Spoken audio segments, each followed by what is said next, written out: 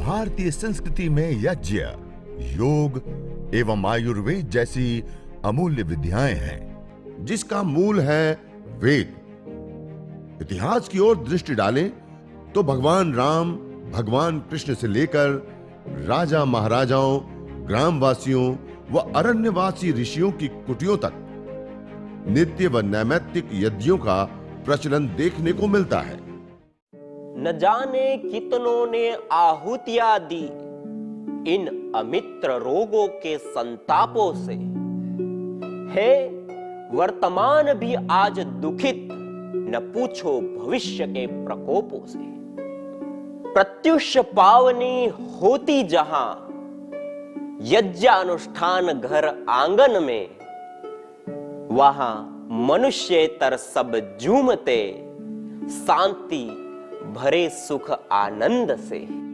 इदम हविर्यातो धाना नदी भेना इमाम वहत, अर्थात जैसे नदी का जल जाग को बहा ले जाता है, वैसे ही यज्ञ में आहूत की हुई हवि सभी प्रकार के रोग, दोष, ताप, संतापों को वैसे ही बहा ले जाती है जैसे नदी जागो।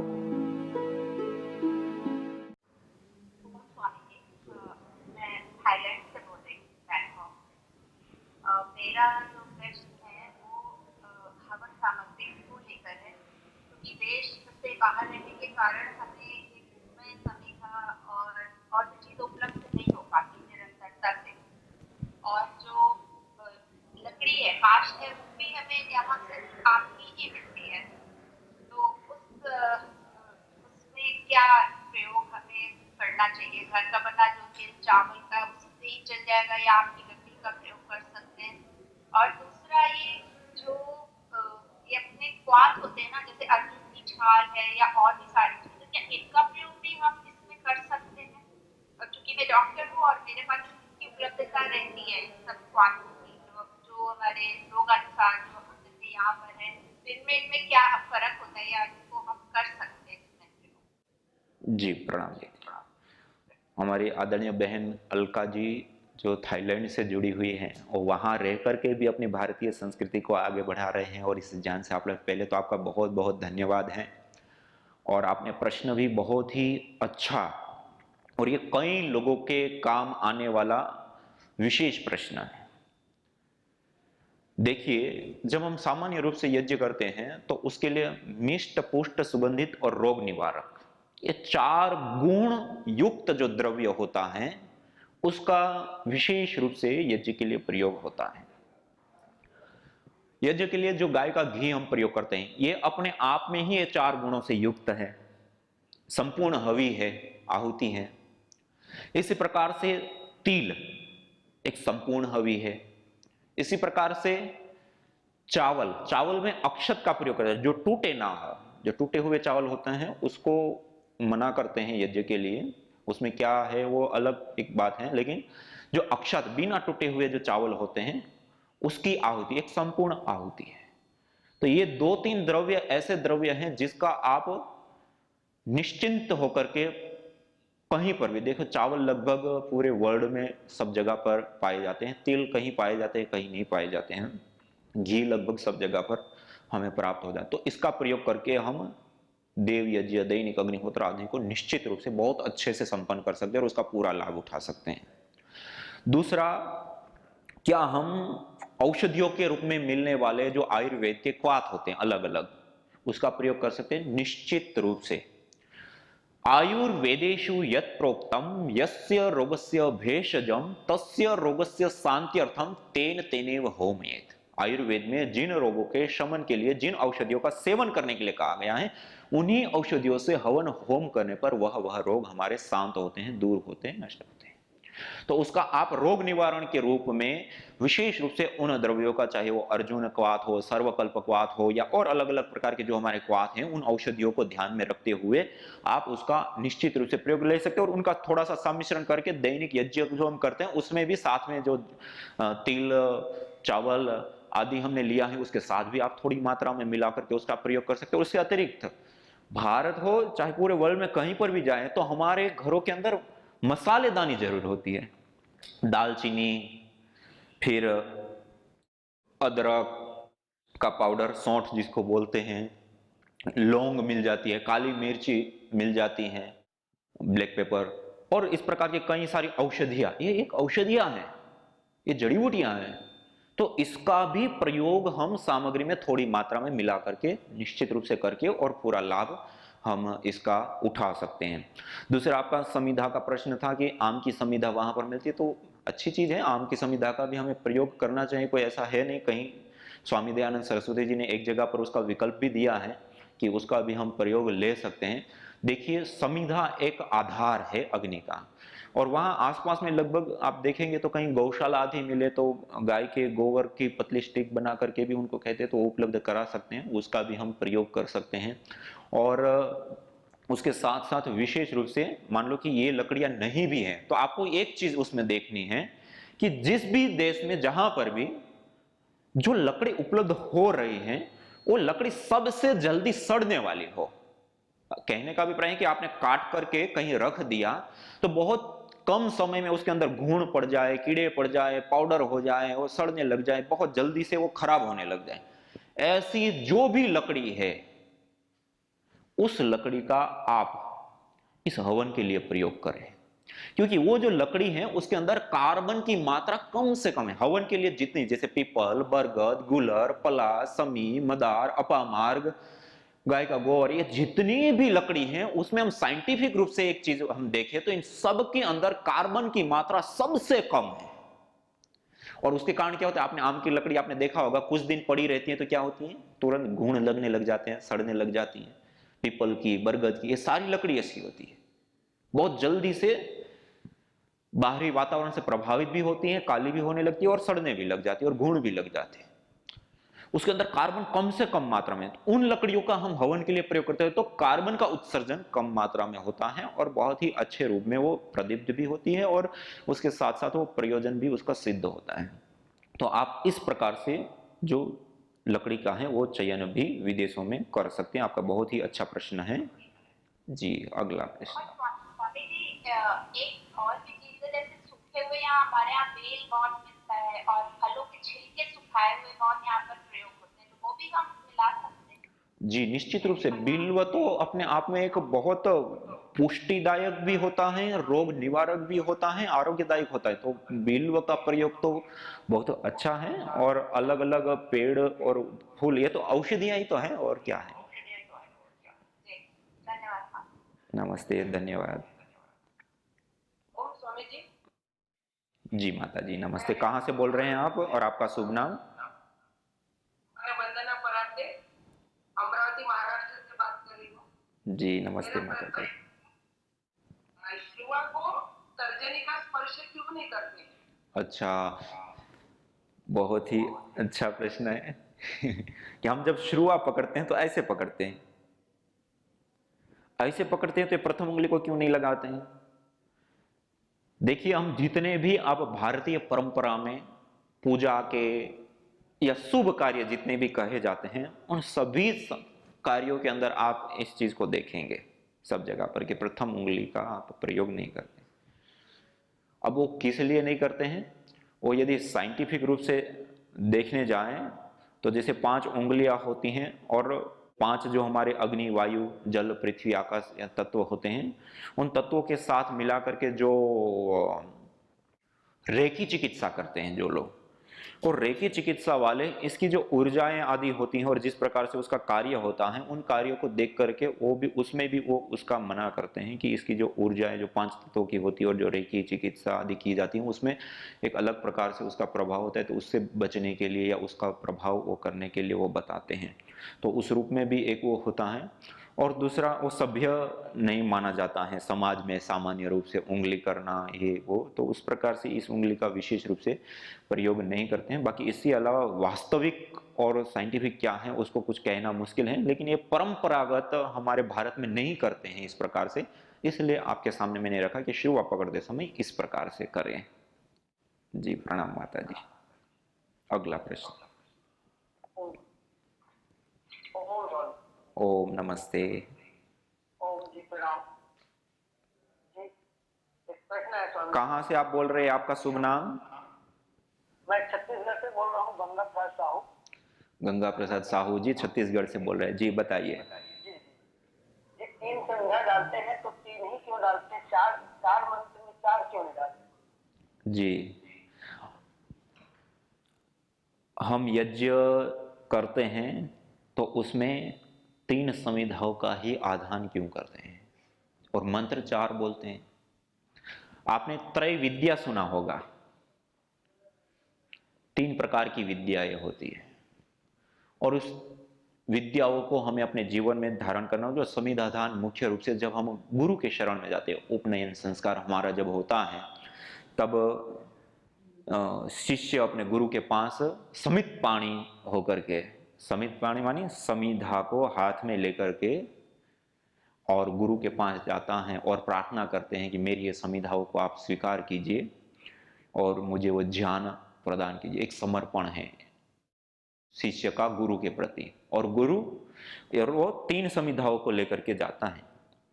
और ये जो भारतीय ज्ञान परंपरा में जो त्रय विद्या कही जाती हैं, ऋग यजु साम, उस त्रय विद्या को प्रदान करने के लिए 3 समिधाओं को लेकर के वो जाता है और तीनों ही विद्याओं को वो विशेष रूप से प्राप्त करता है। तो इस प्रकार की ये परंपरा है, इसलिए 3 समिधाओं का चयन करते हैं। समझे?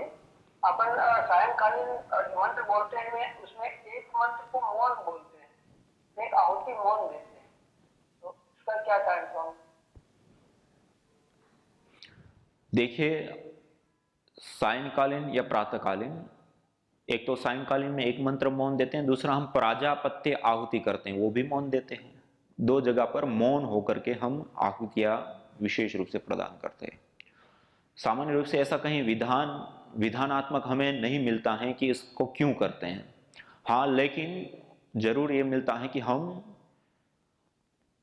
आत्मिक रूप से उसका चिंतन करते हुए, मौन का अर्थ केवल वहां पर इतना है मन ही मन उच्चारण करें, मतलब बिल्कुल ही साइलेंट होकर के आहुति नहीं देनी होती, वही मंत्र को मन ही मन उच्चारण करते हुए ओम अग्निर ज्योतिर ज्योतिर अग्नि, ये भाग को मन ही मन बोलते हुए हम आहुति देते हैं। मानी एक तो हम उच्चारण करते हैं, आपने जब हम जप करते हैं तो उपांशु जप से लेकर के अलग अलग जप हमें बताएं, मौन जप आदि, तो उसमें जो उपांशु होता है उससे मौन जो जप होती है उसकी ताकत कई गुना बताते हैं।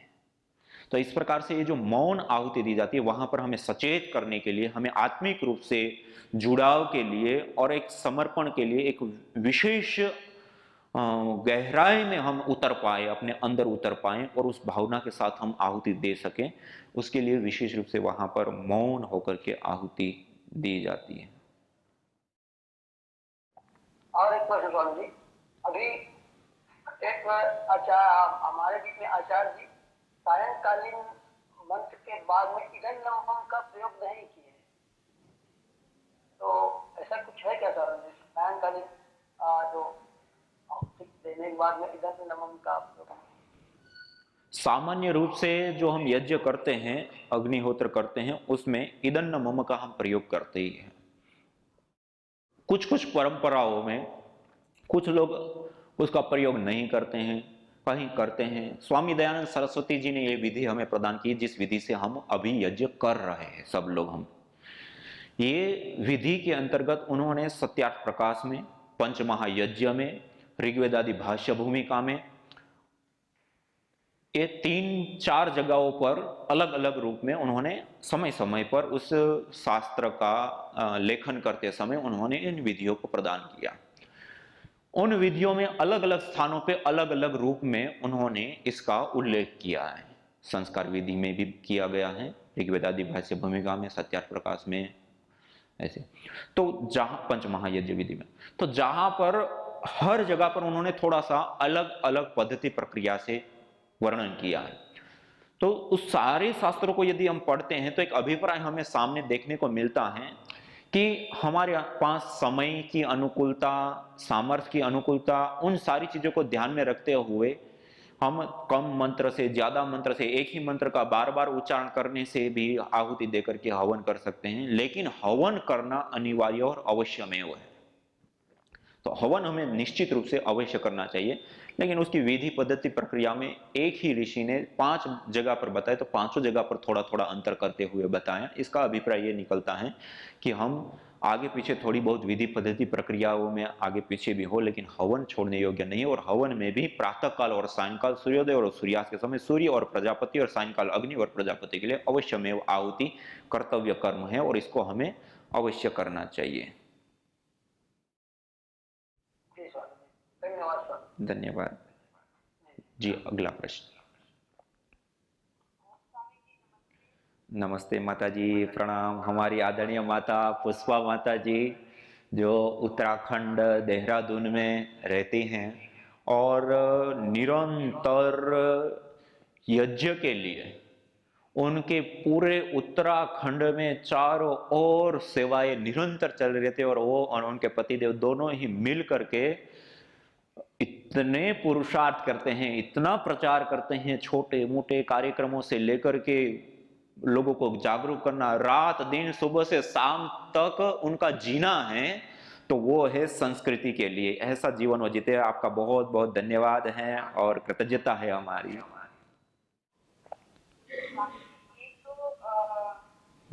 जो जैसे यज्ञ की जो धूम और रात है उसकी उपयोगिता और उसकी जो सामग्री और समिधा है उसके ऊपर निर्भर करती होगी ना। जी, माता जी का बहुत ही अच्छा प्रश्न है कि जो हम यज्ञ करते हैं उसके लिए जो समिधा का प्रयोग करते हैं, उन समिधाओं में गायों का जो गोबर है, वो गाय क्या चीज खा रही है, ये निश्चित रूप से गाय जो चीज खाएगी उसका प्रतिफल गोबर में मिलेगा। और मैंने आपको पहले भी ये बताया था कि हम जो भी चीज अग्नि में आहूत कर रहे हैं उसका रिप्रोडक्शन, मानिए वो जलने पर जो गैस फॉर्म में या पार्टिकल के रूप में जब कन्वर्ट होगा तो उसी प्रकार का उत्पादन होगा। तो निश्चित रूप से गाय जो भी चीज खा रही है उसका प्रभाव निश्चित रूप से वायुमंडल के ऊपर आता है। दूसरा, जो धूम्र का आपने बताया, धूम्र में भी जो हम औषधियां आदि आहूत करते हैं उसमें जैसे ये अलग अलग जो सामग्रियां हैं, वो सामग्री का अभिप्राय ही इसी कारण से चेंज हुआ कि अलग जड़ी बूटी डालने पर उससे उठने वाला धूम्र बिल्कुल अलग होता है। अलग जड़ी बूटी का अलग धूम्र, अलग जड़ी बूटी का अलग, मानी हर जड़ी बूटी का अलग अलग धूम्र होता है, और उस धूम्र के अंदर अलग अलग मेडिसिनल कंपोनेंट्स आदि पाए जाते हैं। इसी की जगह पर आप रबर, प्लास्टिक या इस प्रकार की चीजें प्रयोग किया तो बहुत अलग प्रकार के केमिकल मिलेंगे उसके अंदर, जो खतरनाक, हानिकारक और स्वास्थ्य के लिए घातक होते हैं। ऐसे विशेष रूप से तत्व मिलते हैं। तो कहने का अभिप्राय है कि जो भी चीज या वस्तु या पदार्थ हम अग्नि में आहूत करते हैं, वो पदार्थ का प्रभाव उससे उत्पन्न हुई गैसों के अंदर और उन सब चीजों के अंदर हमें प्राप्त होता है। दूसरा है भस्म के अंदर प्रभाव। देखिए, अभी तक हमने जितना शोध किया है उसमें ये अलग अलग समिधाओं की जो भस्म है वो लगभग अल्कलाइनिटी के दृष्टि से सेम होती हैं। कैल्शियम आदि गाय के गोबर की जो समिधा होती है, कैल्शियम और ऑक्सीजन की मात्रा उसकी भस्म के अंदर भरपूर सबसे अधिक होती हैं। और आयरन, जिंक, पोटेशियम, मैग्नीशियम आदि जो चीजें हो लगभग अन्य समिधा और इसके अंदर सेम होती हैं। तो गाय के गोबर की जो राख है उसके अंदर वास्तव में ऑक्सीजन की मात्रा 46% तक होती है, बहुत ज्यादा होती है। और वो किस प्रकार से एक अलग तरीके से काम करती हैं शरीर के अंदर, जो हम खाने के रूप में या पानी में मिला करके लेते हैं, तो वो बहुत ही अलग तरीके से और विशेष रूप से हमारे शरीर के अंदर लाभान्वित करती हैं और अलग प्रकार से ही वो उपयोगी होती हैं। तो ये गोबर की भस्म है तो बहुत ज़्यादा लाभकारी है, नहीं है तो वो भी अल्कलाइनिटी के लिए तो सारी भस्म सेम है, बाकी अन्य चीज़ों के लिए थोड़ा थोड़ा किसी किसी में अंतर आता है। तो इस प्रकार से इसका विशेष रूप से प्रयोग होता है। तो आज के सत्र में यहीं पे आप सब लोग सीधे बैठ करके प्रभु से प्रार्थना करते हुए आज के सत्र को यहीं विराम देंगे और आगे बढ़ेंगे। ओम द्यौः शान्तिरन्तरिक्षं शान्तिः, पृथिवी शान्तिरापः शान्तिरौषधयः शान्तिः, वनस्पतयः शान्तिर्विश्वे देवा शान्तिर्ब्रह्म शान्तिः सर्वगं शान्ति शान्तिरेव शान्ति सा मा शान्तिरेधि। ओम शांति शांति शांति। ओम सभी को सादर नमस्ते प्रणाम। ओम। यज्ञ भारतीय संस्कृति का मूल है। तो आइए हम संकल्प लें, संसार के श्रेष्ठतम कर्म यज्ञ को अपनाएं, पिंड और ब्रह्मांड में संतुलन कायम करने वाले यज्ञ को अपने जीवन का अभिन्न अंग बनाएं एवं प्रकृति मां के प्रति अपने ऋणों को अदा करें। विश्व स्वास्थ्य का एक नारा, यज्ञ से होगा जग उजियारा। भारतीय संस्कृति की अमूल्य विरासत यज्ञ की महिमा को जानने हेतु वैदिक चैनल पर प्रतिदिन प्रातः एवं सायं 11:30 बजे यज्ञ महिमा कार्यक्रम से जुड़े। विशेष जानकारी हेतु संपर्क करें। मोबाइल 9068565306।